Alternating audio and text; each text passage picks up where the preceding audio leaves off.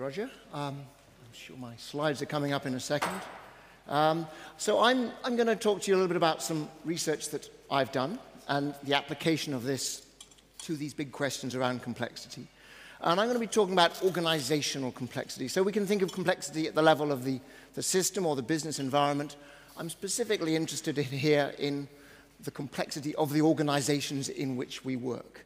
And my starting point is a very common one, that we live in a world of big, messy organizations. They're both too big to fail as well as, shall we say, too complex to manage. JP Morgan is in the news a great deal these days.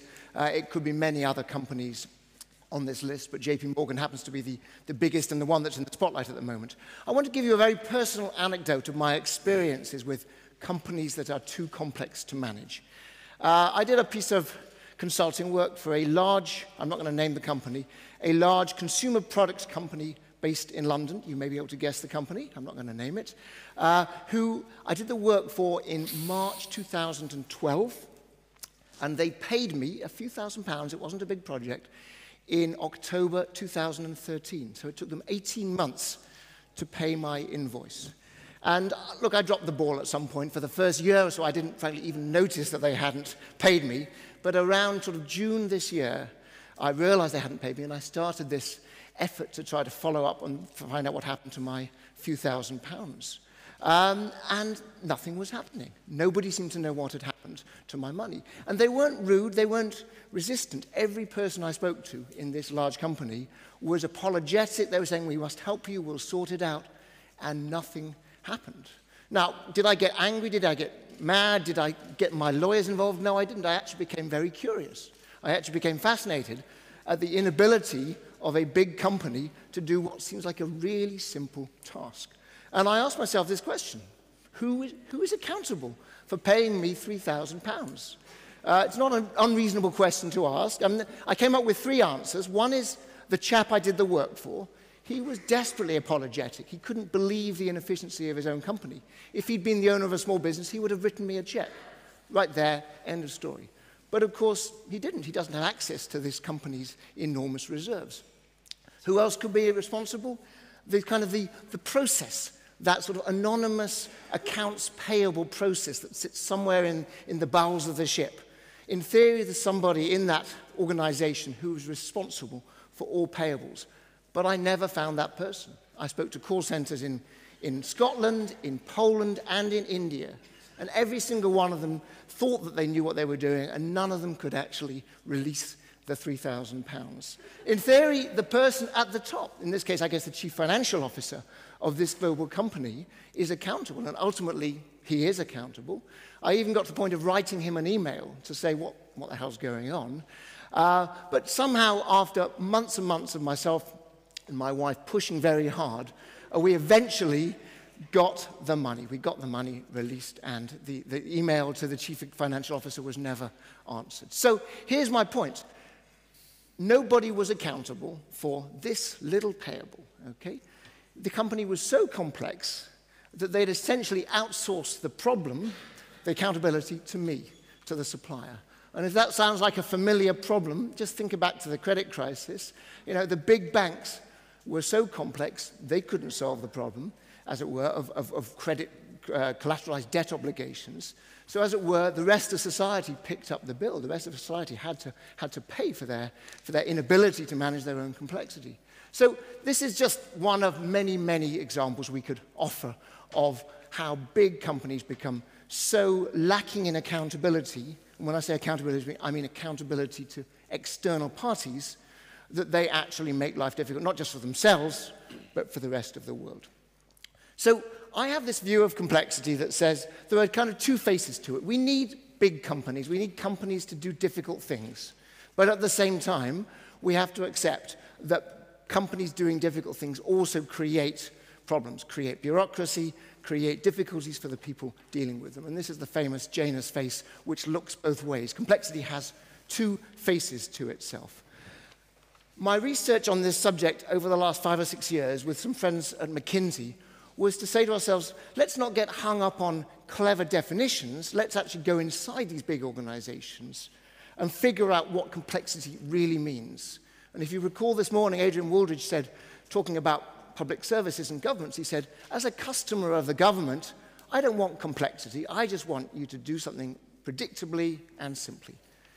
When we went inside big companies, the insight we got was that complexity is simply the difficulty it is to get your job done. Okay, for me as an individual, what is complexity? It is how hard it is to do my job. So we came up with this notion of experienced complexity, right? Experienced complexity meaning how does somebody 4 or 5 levels from the chief executive experience on a day-to-day basis the complexity of the company in which they work. And for us, there were kind of 2 different themes there. One was the kind of the stuff that the company wants to put in place. The dictionary definition of complexity says it's the number of parts in the system multiplied, if you like, by the interdependencies between those parts. And of course, big companies are very good at thinking in those terms.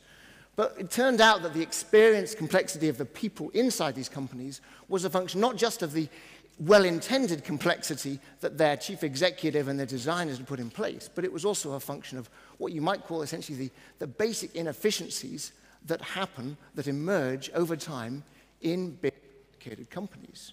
And so for us, the reorienting complexity towards what the individual felt was an important breakthrough. So as I've been thinking about this over the last couple of years, it strikes me that there are 3 different mechanisms or processes through which this sort of complexity, the complexity that we feel as individuals, transpires.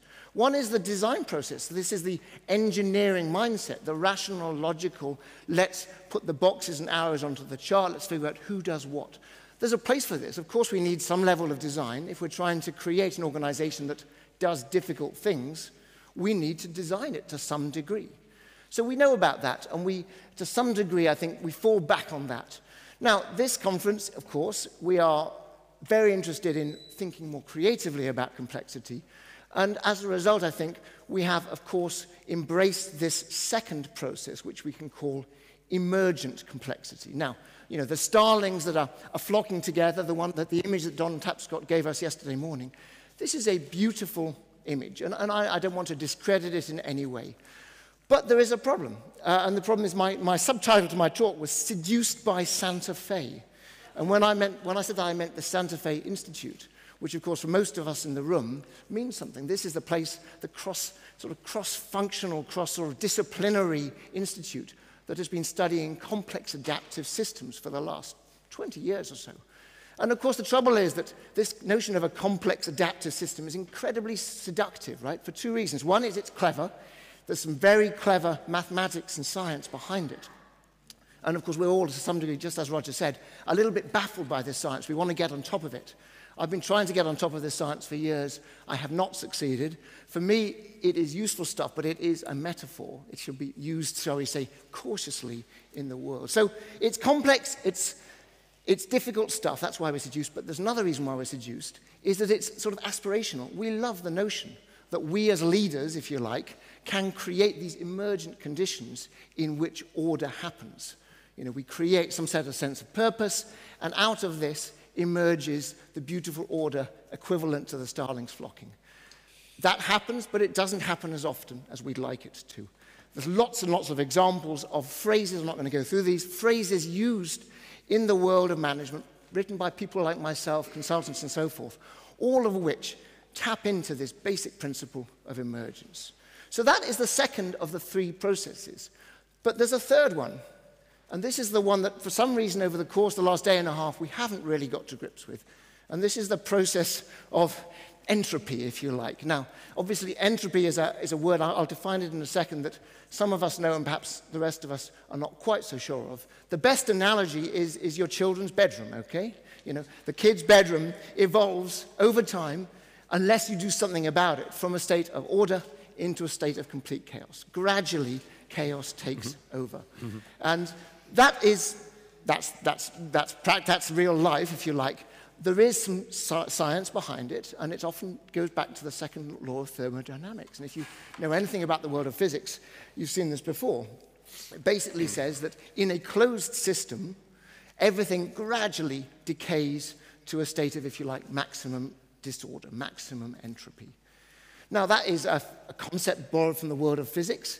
Does it have an analogy to the social systems in which we work? Absolutely. And it turns out that academics studying organizations, people like myself, for the last 40 years, have actually really embraced this concept of the organization as an open system. This idea that we are open to exchanges of information and resources from the environment. And of course, the whole idea of the emergent process that we talked about a few minutes ago is that bringing resources in from the environment creates the opportunity, if you like, for emergent self-organizing systems. So in some ways, entropy and emergence are almost two sides of the same coin, depending on your starting conditions. And of course, my deep concern is that we're assuming that organizations are indeed open systems. In other words, that they are absolutely exchanging resources freely with the outside world.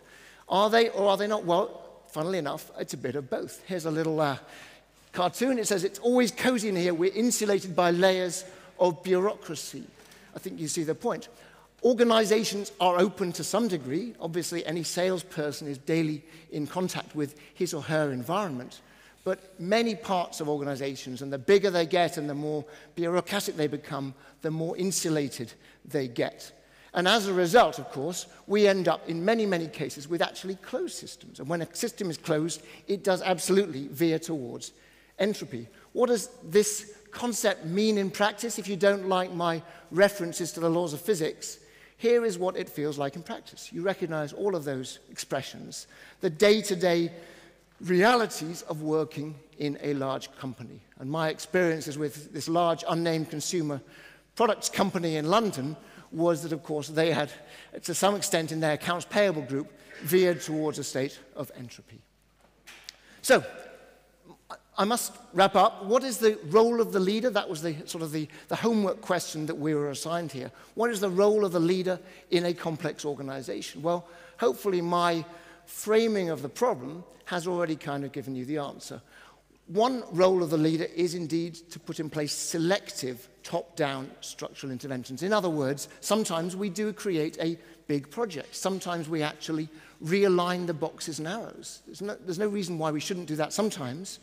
But the word selective is chosen advisedly because, of course, it is very tempting as a leader to try to overly design an organization. And my advice, of course, is to do a little bit less of that rather than more of it.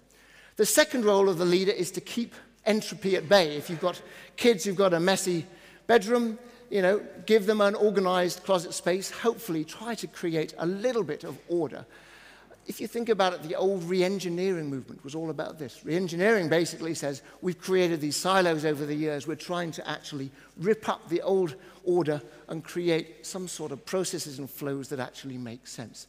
Many, many leaders spend a lot of their time just keeping entropy at bay, just keeping things, roughly speaking, working.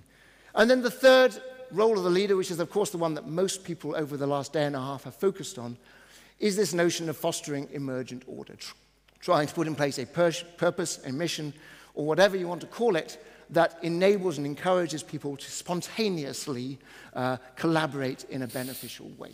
So those are the three roles, and then standing above them is, if you like, the kind of the meta role, which is if you take seriously this concept that a system can be closed, relatively closed or relatively open, your role as the leader is actually to make the system more open, so that it's easier to push towards the emergent rather than the entropic process. Now, of course, that's risky and dangerous stuff. It feels like you're opening Pandora's box when you expose yourself to the outside world. But all the stuff that's been mentioned over the last couple of days in bits and pieces, like bringing in fresh blood, trying to deliberately open up your innovation process to external parties, making accountability an external thing rather than just an internal thing. All of these are aspects of essentially making your system more open. So I'm going to wrap up. I had a few thoughts about how to finish. Let me just give you one very, very brief example, 60-second example of a friend of mine. His name is Jesper. He is the head of diabetes for Roche in Sweden. And I could have used the example of a big chief executive running a 100,000-person company. But to make this practical for everybody, here is a chap who's running a 150-person organization. He took over middle of last year. He was asked to turn around a failing organization, 22% engagement levels, very, very poor performance, losing money. And basically what he did was a two-phase process. Phase one, 3 or 4 months of sorting out the chaos, tidying up the systems, putting the information in order, simplifying everybody's job, keeping entropy at bay piece. And then once he'd done that, he then started thinking in terms of purpose and vision. And the details don't matter, but he managed with his team to create this purpose for his organization to enable for people with diabetes to live their lives as unrestricted as possible. That, of course, is something that everybody who sells diabetes care products can relate to. He was able to use this to harness the sort of the more emergent energy that he was seeking to get from his team. And his engagement scores went from 22% to 75%, and he increased the profitability of the unit in a 12-month period by about 85%. So just a very little example, a 12-month turnaround using these principles. So with that, I will finish. Thank you very much.